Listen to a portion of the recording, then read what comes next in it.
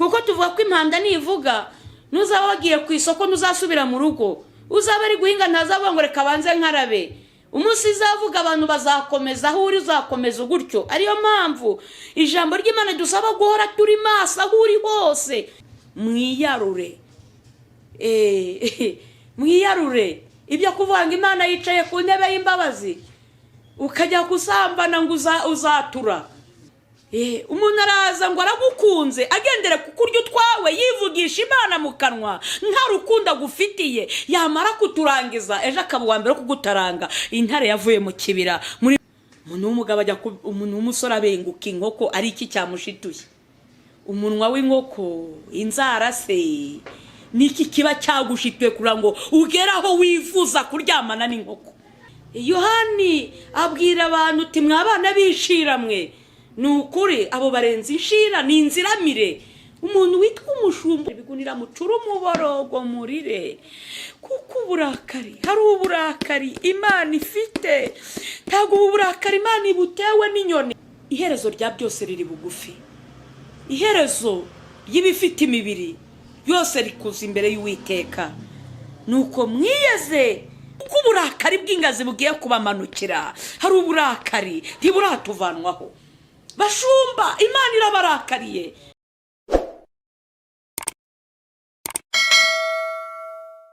Mana yo kwizerwa, Mana y'urukundo n'imbabazi, wongere ushyirwe hejuru y'amajuru. Niweho Mana nyakuri iri kumwe n'abakerubi n'abaserafi. Niweho Mana yera. Ndagushimiye cyane kunyumva, n'ubundi usanzwe unyumva. Ndagushimiye kuwambaye no kubara no gupfa mu maso yawe, utajya unyihakana mwami. Wankunze urukundo rukomeye, kubw'amaraso ya Yesu nanjye mbonekaho. Wirengagiza intege nke zanjye, wirengagiza ububi bwanjye bwose. Uwiteka nanjye ushyira mu mubare w'abana bawe. Warakoze, warakoze. Utari Imana ireba nk'abantu, uri Imana, ntabwo uri umuntu. Ndagushimye mubyeyi mwiza ko ari wowe wampamagariye gukora uyu murimo utoroshye ngo mbagasambu kandegireho. Ndakwinginze rero uwambaye kubora no gupfa ciye bugufi ngo ushyirwe hejuru. Ndakwinginze ntaba ari nge Kristo wowe uri hejuru y'amahanga yose ari mu isi. Ndakwinginze gitare cyanjye, akanwa kanjye kaba impanda wivugire. Ibyo ngiye kubwira abantu ntaba ari nge, ahubwo umwuka wawe wera amanukire muri nge. Icyo meje ni Satani n'abadayimoni cyashya imyuka mibi yose aho ikagera. Tavuga Imana bitwikwe bikurweho, gushaka guturutsa hera ho mu ijuru. Ibyo uri gushaka byose aba ari byo byumvikana mu matwi ya benshi. Abantu bose bagiye kunyumva ni mu izina rya Kristo Yesu, amen. Muraho yemwe, nitwa Riziki Chantal. Ndashima Imana, ndi umupantekote.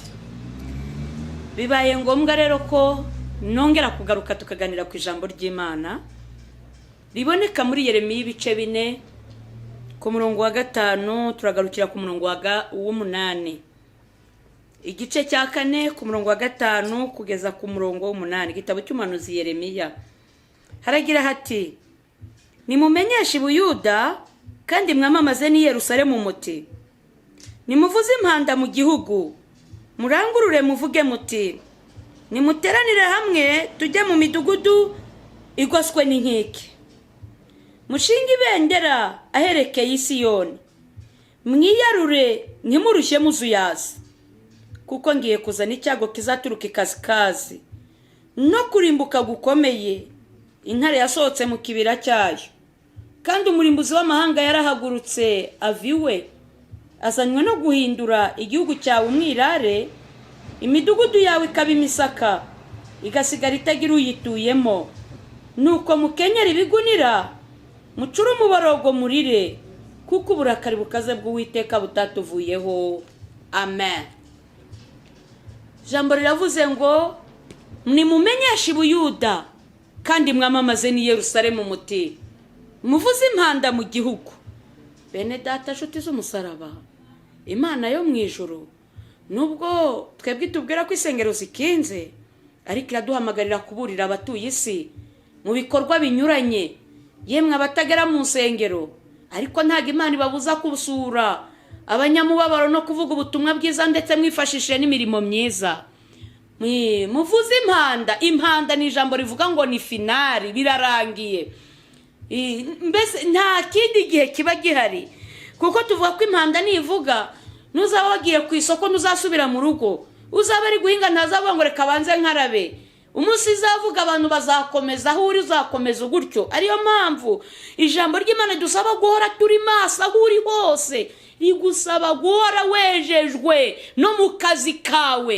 Burya n'ubu ukora ubwesikoro, impanda ishobora gutinda ariko ko kanya inkuba yakubita ugapfa. Muhore mwiteguye kuko mutazi umunsi cyangwa igihe. Uri umukobwa ibaze ugiye gusambana, ibaze impanda ivuze uri gusambana.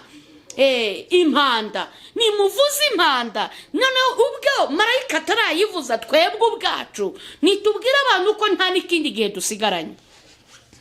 Ukore nk'uwiteguye gupfa, ugira neza bikore. Nuko muvuze impanda mu gihugu, murangurure muvuge muti nimuteranire hamwe mu midugudu igoswe n'inkike. Iki ni cya gihe Imana iri kudutoza gusengera no mu ngo, mu midugudu igoswe n'inkike, si mu butayu hoya byararangiye. Natubwiye ibyo byose birafunze. Yaba ubuvumo, niba tutarara mu nsengero dusenga nka mbere, nitujye mu midugudu igoswe n'inkike, mugabo n'umugore, abana, musengere mu rugo rwanyu, mushinga ibendera aherekeye Isiyoni. Nimusengere no mu ngo zanyu irabumva, kuko Imana irumva. Mushinga ibendera aherekeye Isiyoni, ibintu byahindutse. Ntimugire ahandi hantu mutumbera, haba ku bahanuzi b'iki gihe, haba ku bavuga butumwa, abashumba n'abapasiteri. Intumbero ibe Isiyoni, niho umwuka w'Imana ari kutwerekeza. Mwiyarure, imisi ni mibi, muve mu mikino. Iyi nzu ndimo, ahantu nakoreye haramutse hahiye, nyiri studio akambwira ati humura, mfite kizimyamwoto, ifite ibikoresho bihagije. Harimo abandi bantu ariko ngavuga ntingwiriye kugira ubwenge, cyangwa se wenda n'undi muntu agasohoka mvuga ati ko hari ibikoresho byo kuzimya umuriro, inkongi y'umuriro yatse, tukaguma aha muri iyi nzu, hakavamo nk'umuntu umwe gusa agasohoka gutyo, twese tukaza kugwa muri iyi nzu. Aba yakoze igikorwa cyitwa kwiyarura. Mwiyarure, mwiyarure. Ibyo kuvuga ngo Imana yicaye ku ntebe y'imbabazi ukajya gusambana ngo uzatura, ukajya kunywa inzoga ngo nzihana. Iyarure kuko utazi umunsi n'igihe. Mwiyarure ntimurushye muzuyaza. Nuko ahangaha avuze ngo tujye mu midugudu dushinga ibendera yerekeye Isiyoni. Hari indirimbo nkunda yo mu gitabo bivuga ngo njya nkunda kumva amakuru y'umurwa uri kure ahatagera ibyago. Ahangaha burya Isiyoni, ku bantu batumbirije mu ijuru, babasha kumva amakuru abandi batumva. Umuntu ufite intumbero y'Isiyoni arota inzozi abandi batarota. Ufite intumbero y'Isiyoni ntago aba ameze kimwe n'abandi. Mwibuke Yakobo yisegura ibuye, ijuru ryarakingutse. Ibuye aricyo Paulo Petero yarivuzeho.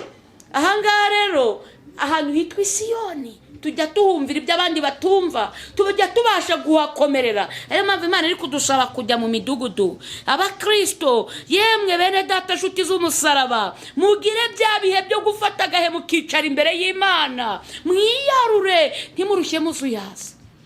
Imana yavuze ngo nakinguriye icyago. Hari ibintu Imana yemeye ko bibaho ku isi, ngo intare yavuye mu kibira cyayo. Ntabwo Satani akirwanira ikuzimu, ariho arazerera kuri iyi si. Ariyo mpamvu ingo ziri gusenyuka buri munsi. Abashakanye reka data ni hasi hejuru, ni urugamba rukomeye. Abana ntibakicyumvira ababyeyi. Satani, intare yavuye mu kibira, nta mikino Satani agifite. Arakorana umwete.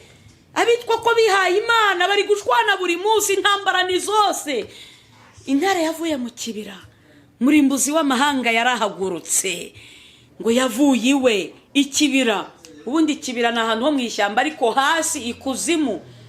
Satani yavuyeyo rero ntakirwanira hasi, ariho arazerera ameze nk'intare yivuga. Buri wese arashaka uwaconshomera. Wahagira ubute n'ubunebwe, waryama udasenze, ariko Satani ntabwo arangaye. Yemwe we, warya udasenze ngo uriye ku nshuti yawe yagushyiriramo uburozi. Nta muntu wo kwizerwa intare yavuye mu kibira. Umuntu araza ngo aragukunze agendere ku kurya utwawe, yivugisha Imana mu kanwa, nta rukundo agufitiye, yamara kuturangiza ejo akaba uwa mbere kugutaranga. Intare yavuye mu kibira, murimbuzi w'amahanga yarahagurutse. Ariyo mpamvu abantu benshi bafite ikibazo cyo gucirana imanza no kwibazanyaho kubera ubugome bwagwiriye. Ubugome, ubujura, cy'imanza z'amafuti, kandi ugasanga bazica rimwe na rimwe n'abakristo. Umukristo Imana kugira icyizere guhakazi, ariko ntutinye kurya ruswa. Ngira ngo no hanze nta butegetsi bushyigikira ruswa. Nta gihugu na kimwe nigeze numva kigeze kishyigikira ruswa. Ntacyo ndumva, ariko niba binahari ubwo birahari, kuko isi ni ngari. Ariko ibyo nzi byo ruswa, none ukabura umutegetsi ukarya ruswa, ukarenganya imfubyi, ukarenganya umupfakazi, ukarenganya umutindi, ni gute utazahura n'amakuba? Intare yavuye mu kibira, murimbuzi w'amahanga yarahagurutse, yavuye iwe. Nta mikino ihari, azanywe no guhindura igihugu cyawe umwirare. We wibwiraga ko uhagaze kuri umuhanuzi, azanywe no kuguhindura umwirare, ukaba kabarore, ugahanura usambana, ukabwiriza usambana, ariko ukabwiriza uri umujura, uri igisambo. Izanywe no kuguhindura umwirare mu byo Satani bimuzaniye. Azanywe no guhindura urugo rwawe ngo rusenyuke. Ari umugabo asubiriye agenda agiyo kurorongotana n'umugore, agende abana bahinduka ifubyi, ababyeyi bahari. Intare yavuye mu kibira. Akazi wicayemo ntugire ngo kanejeje Satani, nubwo wewe ukagaya, ariko Satani, intare yavuye mu kibira, agendere kugukubita hasi ukibuka umujura. Mwibuke icyazanye Satani mu isi, ngo yamanukanye uburakari, yazanye umujinya mwinshi. Ni ukuri ngo afite uburakari, ni ukwica no kurimbura. Utabona uri mu rugo ukagira ngo nukurusha abandi gusenga, iyarure, gira ibihe byo kwegera Imana. Gisha Imana inama, gisha inama Imana, wiyigisha abantu b'iyi minsi. Hari abantu gisha inama ahubwo bakarushaho kugutaba. Ariko jya gufata akanya wiherere mu nzu yawe, ushinga ibendera aherekeye Isiyoni. Mbere yo kwirukangira abahanuzi, banza wigirira icyizere, upfukama ubwawe uyibaza amakuru. Mbere yo kwirukanga ku bandi, iyarure.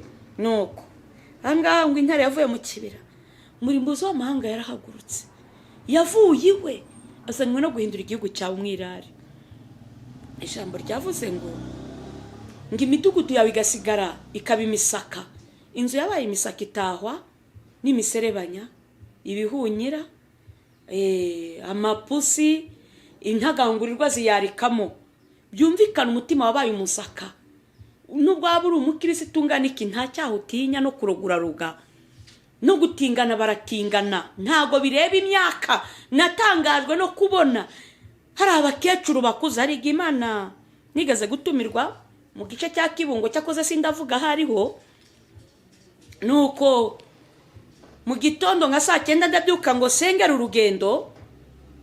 Maze gusenga nirambitse gatoya mu gusinzira, numva umuntu arambwiye ngo aho ugiye watuze ibyaha by'abantu basambanye n'amatungo. Mba ndakangutse, nibaza ibyo bintu niba bibaho, birantangaza. Bintangaje dongera ndasenga nti niba ari n'abadayimoni batsindwa.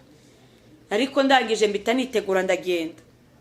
Ariko nagezeyo habiteraniro ryo kumanywa, dukora n'irya nijoro gutyo. Ariko icyo nihutiye, nahamagaye abantu bihana, abantu baraza.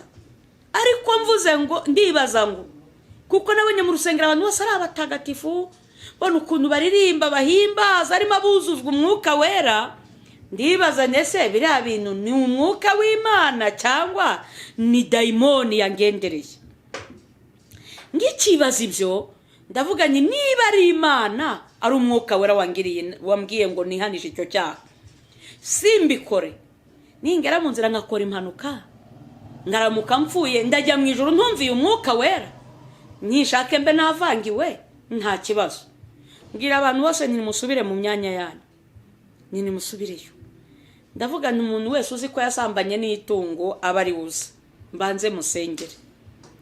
Abantu mbona ntabo, nihagararaho mbivuga bwa kabiri ndahamagara bura n'umwe, bwa gatatu numva ndarakaye, uburakari bumfatamo bugurumana budasanzwe ako kanya, abenshi babyita ifuhe.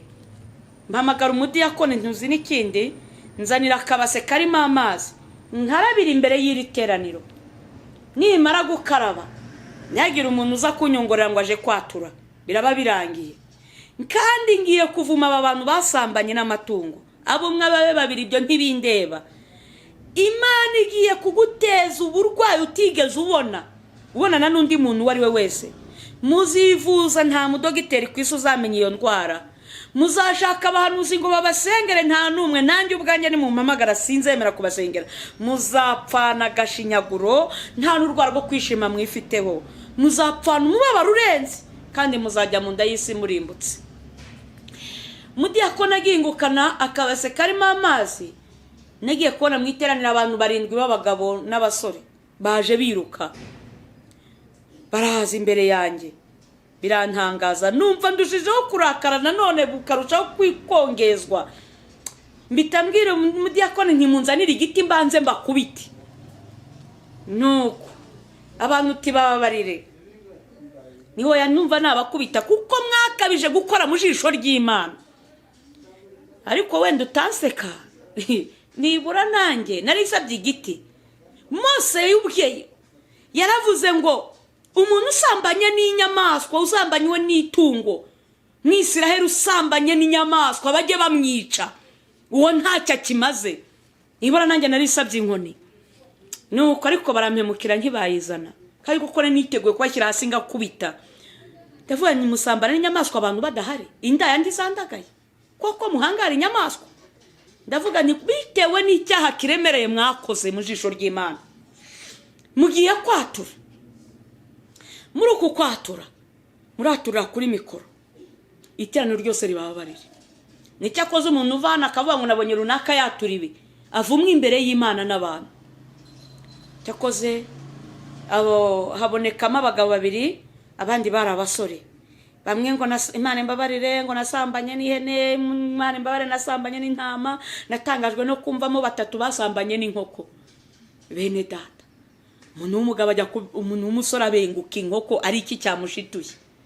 Umunwa w'inkoko, inzara se, niki kiba cyagushituye kura ngo ugeraho wifuza kuryamana n'inkoko? Uretse kwiyi nkare yavuye mu kibira, murimbuzi akaba yarahagurutse, murimbuzi w'amahanga. Hari n'amakuru yatambutse kuri radio niyumvira ntago nabariwe, aho mu gice cya Shorongi bafashe umugabo asambana n'inka. Yari umugabo ubyaye 4 hani wacu Rwanda, ndetse ubwo yivugira ko inki mu rutiro umugore yashatse. Mwibuka ijambo rivuga ngo igihugu kirarira, isi humanijwe n'abaturage bayo. Biteye isoni n'agahinda kuba umuntu yahangara kuryamana n'inyamaswa kandi afite ubwenge, mu gihe inyamaswa itabenguka umuntu ariko umuntu akabenguka inyamaswa. Mu gihe nta nyamaswa, imbwa ntiyavogera ihene, ihene ntiyavogera intama, yewe habe n'ingurube, ariko twebwe abantu tugeza kuvogera ibikoko, inyamaswa. Nuko twikomereze. Bamaze kwatura cyakoze turasenga, harimo abantu b'Imana mu itorero rirarira, tubona ko twapfushije. Igiteye isoni, bamwe bari bafite za Bibiliya. Intare yavuye mu kibira, aho umuntu afata Bibiliya ari umucuraguzi, aho umuntu afata Bibiliya akajya ku ruhimba ari igitinganyi. Intare yavuye mu kibira cyayo, umurimbuzi w'amahanga yarahagurutse. Aho umuntu yitwa Bishop ari umusambanyi, yaramaze abakristo basambanya, cyagiye ngo bari mu myiherero mu mabiro. ari gusenya ingo z'abandi. Intare yavuye mu kibira, murimbuzi w'amahanga. Ijambo ryavuze ngo azanywe no guhindura. Birambabazi y'abantu benshi bari kumpamagara hirya no hino, nkumva abakobwa barira ngo pasiteri runaka, bishop runaka yaransambanije. Nubwo barakara ngo nabise amasarigoma, nabuze izina ryiza nabita, kuko niryo riroroheje rwose. Ayo ni amabandi. Yesu hari abo yise, hari uwo yise ingunzu. Yohani abwira abantu uti mwabana bishira mwe. Ni ukuri abo barenze inshira, ni inziramire. Umuntu witwa umushumba uhangara umugore wundi, bishop, urwo ni uruziramire. Kandi azi neza ko nawe bagiye mu rugo rwe byamurwaza umutwe. Urwo ni uruziramire. Abambwiye ngo umugabo yamamagara ari kurira, yaravuye kwivuza mu mahanga, asanga urugo rw'umupadiri yararutwaye. Umugore wamusuzugura anyoherereza amafoto yakuye kuri telefone y'umugore we. Si we wenyine, ni benshi. Intare yavuye mu kibira, murimbuzi w'amahanga yarahagurutse.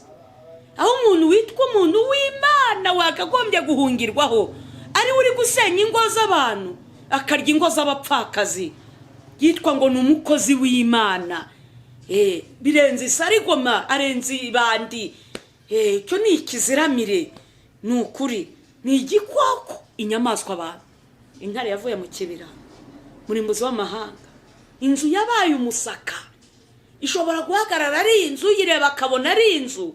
Ni ukuri kose wayugamamo imvura da, yasoma ijambo ry'Imana ugafashwa. Mitima yawe yabaye imisaka. Iyi ntare yaviriwe mu kibira yagira ngo inzu yawe, igihugu cyawe kibe umusaka, ntagire ugituramo, mwuka wera guhunge, ijambo ry'Imana ntirikwegere, ntihagire ikintu na kimwe kikurangwaho cy'Imana uretse kugaragara gusa kuri umuntu ujya mu ijuru. Abantu bakwibeshyeho, ariko warabaye umusaka, uri ububiko bw'ibikoresho bya Satani. Ijambo ryavuze ngo mukenyere ibigunira.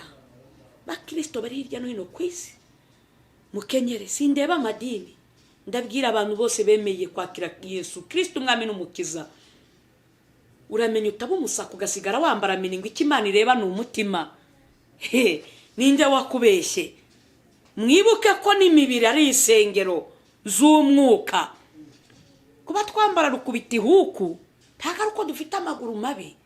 Icyo bita rukubita imbwa. Nta mbwa inyegera, kirazira, nta mapusi. Twambara ibigeze hasi. N'uwo dukorera, uwo twamenye. Ntabwo twigaze tubana na Yesu ikanzu ngufi, yambara ibigeze hasi.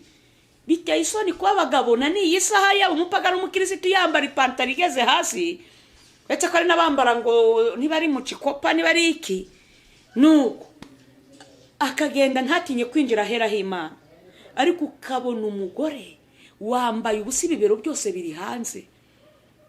Wanitse amabere yawe, ukagaragaza isoni z'ubwambure. Nuko ijambo ry'Imana ravuga ngo nimukenyere ibigunira, mucure umuborogo murire. Kuko uburakari, hari uburakari Imana ifite. Ntago uburakari Imana ibutewe n'inyoni, hari ubwibutewe n'ibigori mu mirima cyangwa ibiti by'inturusu, ntibutewe na nyabarongo iri kuzura. Uburakari butewe n'icyitwa umwana w'umuntu, ahava akagera umuzungu bamwirabura. Uteje Imana uburakari bukomeye. Nuko kubw'imyitwarire ubwo burakari ntiburatuvanwaho, kuko Imana ari kitarakora. Bene data, ndabashimira muri byose abanteze amatwi. Ni ukuri muri byose mugerageze kwezwa no gutunganywa, kuko hari uburakari. Iherezo rya byose riri bugufi. Iherezo y'ibifite imibiri byose rikuza imbere y'Uwiteka. Nuko mwiyeze, muhunge, muve muri Babuloni, umuntu wese akiza amagara ye, muticwa muhowe ibicumuro byaho, kuko ari igihe cyo guhora k'Uwiteka. Yeremiya 5:6. Intare yavuye mu kibira, ariko ni muhunge. Muhunge umujinya ugiye gutera isi. Yemwe abafite icyo bapfa na bagenzi babo. Ijambo ry'Imana ravuga ngo uwanga mwene se n'umwicanyi, baririmbyi mwashwaniye mu makore mukamugejeje isaha mutarihana, ubahamagarane musabane imbabazi, muhunge muve muri Babuloni, kuko nuwanga mwene se n'umwicanyi barozi mwihane, kuko uburakari bw'ingazi bugiye kubamanukira. Hari uburakari ntiburatuvanwaho. Bashumba, Imana irabarakariye, sinzi niba amaso yanyu ari kureba. Imana yambwiye ngo yabambuye intama, Yesu arambwira ngo ari kuziragirira. Nimuhunge muve muri Babuloni. Murakoze, tugiye gusenga. Abantu bajyaga muri nibature, ntimwitwaze yuko bamwe insengero zikinze. Reka da, no mu gicuku cya nijoro mubyuke musenge, kuko mwambara ibigunira musenge. Ni ukuri mufate ibihe mwiyiriza ubusa, muririra abatuye isi, muririra igihugu. Wenda hari umubare wagabanuka w'abarimbuka, hakongera gukizwa benshi. Tugiye gusenga. Imana yo mu ijuru idufashe ko buri wese yashobora gushinga ibendera kerekeza Siyoni. Biteye isoni kubura umwana w'umukobwa uri kwirukanga mu ngo z'abasore, ariho ubarizwa. Iwanyu ntacyo wakwimarira, utatekera umukecuru, utakoza isafuriya y'umukecuru ngo ugiye gutekera abasore. Yewe ngo urabeshya ngo urakijijwe. Ukijijwe hehe? Nimuhunge muve muri Babuloni. Tugiye gusenga. Mana data nyir'isi n'ijuru, yatanze umwana wayo w'ikinege kugira ngo umwizera wese atazarimbuka. Turagushimiye kuko uri Imana nyakuri kandi y'urukundo. Ni wowe utuyobora, katwereka aho dukwiriye gukandagira muri iyi si icuza umwijima, kadushingira amabuye kugira ngo tudatembanwa tukabivamo. Kuko intare ifite uburakari bwinshi, ntawe itinya, kuko itareba icyubahiro cy'abari mu isi. Naho yaba ari papa, yaba abapadiri, yaba abasenyera, abashumba, ababishop, abapotre, abarivera, abapasteri, abahanuzi, abavuga butumwa, ntawe iyi ntare iri gutinya. Uwiteka turakwinginze, dushinze ibendera, abandi barishinze mu mipira y'isi, mu butunzi bw'isi, mu binezeza, ariko natwe turebye ku musaraba, abashaka ubwami bw'Imana, turebye kuri Kristo, ubwo uzagaruka tutazakorwa n'isoni tukamwara, kugira ngo uzasange twariteguye. Eza buri wese ufite umutima wo gushaka ubwami bwawe. Urakoze kuri kumwe natwe, ni mu izina rya Yesu, amen.